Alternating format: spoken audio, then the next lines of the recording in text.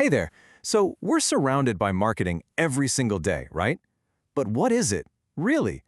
Let's peel back the curtain, get past all the flashy ads and billboards, and really understand what's going on behind the scenes. When I say the word marketing, what's the first thing that pops into your head?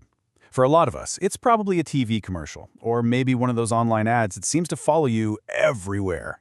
Or you might even picture a really pushy salesperson. But is that the whole story? Not even close. So right off the bat, let's bust the biggest myth out there. The single most common misunderstanding is thinking that marketing is just a fancy word for selling. In reality, selling is just one small piece of a much, much larger puzzle. Okay, think of it like an iceberg. The part you see above the water, that final moment where money is exchanged for a product, that's selling. It's the transaction. But marketing, well, marketing is the massive, hidden part of the iceberg underneath. It's all the strategic work, the research, the planning, the pricing, and figuring out how to distribute something that people actually need or want in the first place. This definition from the marketing guru Philip Kotler really gets to the heart of it. Let's look at the words he uses. Social process, creating offerings, freely exchanging. See, it's not about pushing a product onto someone. It's about creating something of real value and then facilitating this voluntary exchange where both sides feel like they've won. It's a two-way street, not a one-way command. And this really shows us that proper marketing begins long before a product is even made. It all starts with understanding what people actually need. From there, you create the right offering, make sure you're delivering real value, and then, finally, you make that exchange process as smooth as possible. You can see from this cycle, the customer is smack dab in the center of everything. Okay, so if marketing is really all about the customer, why do so many of us still have that old idea of it being just aggressive selling? Well, to get that, we kind of have to take a quick trip back in time and see how marketing has evolved. A journey from focusing on the factory to focusing on you, the customer. So let's walk through this. Way back, it started with the production concept. Basically, just make stuff cheap and make it available. Then, things got a little more sophisticated with the product concept, focusing on better quality and features. But then, as more companies jumped in, we hit the selling concept, the idea that you had to aggressively push whatever you made onto consumers. And that's where the myth we're busting today comes from. The huge shift, the real revolution, was the marketing concept, which completely flipped the script to focus on customer needs first. And now a lot of companies are even moving to a societal concept, thinking about long-term well-being too. This table just lays it all out so clearly. Look at that starting point row. For the first three eras, it was all about the factory. Then, boom, it flips entirely to the market and society. But what's really amazing is that ends row. The goal changes from just making a profit through volume or sales to making a profit through customer satisfaction. That simple change is the foundation of modern business. So the huge takeaway from this whole journey is actually pretty simple. The old way was, we made this, now how do we sell it? The modern, and frankly the right way is, what do people need? Okay, let's make that. The whole philosophy boils down to this. Identify a need and then fill it. All right, so that's the big idea, the philosophy. But how do marketers actually make it happen? How do they put these ideas into action?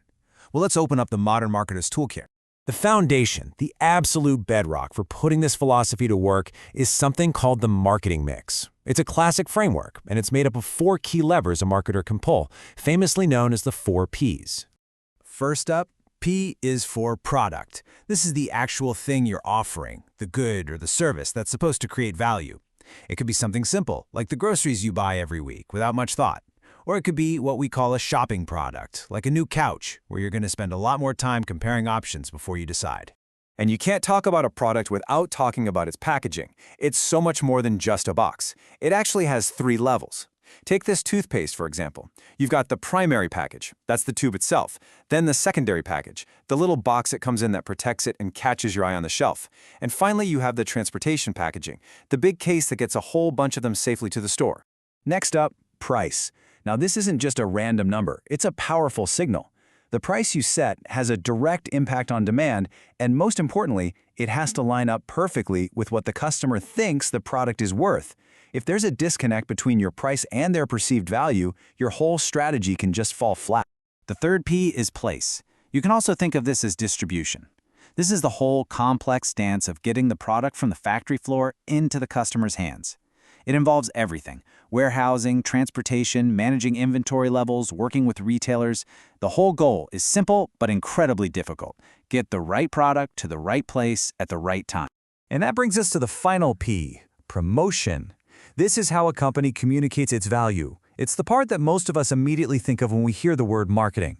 This toolbox includes things like advertising to reach a huge audience, sales promotions like a 20% off coupon to create a little urgency, and even personal selling for more complicated buys. So there you have it: product, price, place, and promotion. The 4 levers. Sounds pretty straightforward, right? Well, as Philip Kotler said, marketing takes a day to learn. Unfortunately, it takes a lifetime to master. Because it's not just knowing the 4 Ps, it's about how you blend them all together perfectly.